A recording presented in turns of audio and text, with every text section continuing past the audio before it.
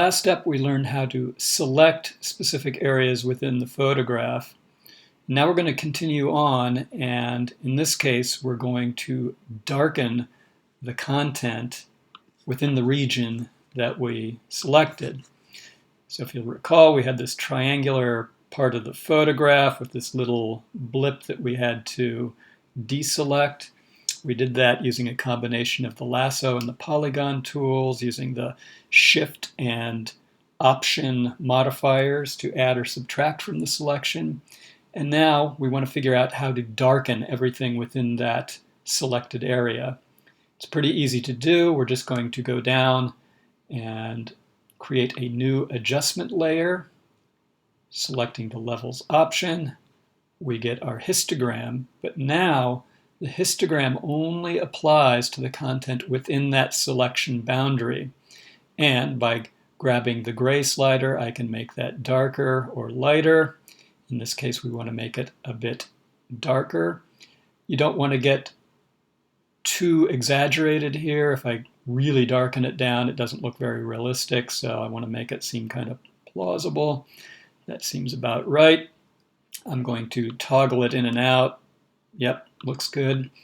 Now, a further refinement, if I zoom in here, you'll see that on close inspection, I can actually make out that sharp edge of the selection boundary, so it doesn't look too realistic. It's easy to blur that edge and make it settle into the photograph more convincingly if I click within the adjustment layer on the window here.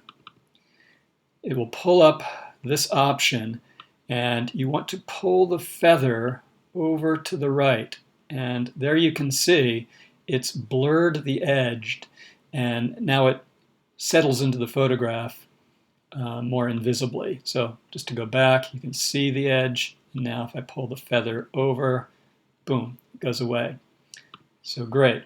And I'm just going to double check that. Yes, in fact, looks great. I'm going to zoom back out. A nice aspect of doing it this way is it's completely revisable. If you decide you don't like what you've done, you can either click off the visibility of the layer, or if you really know you don't want it, you can drag it down to the trash. I'm going to bring it back because we do want it.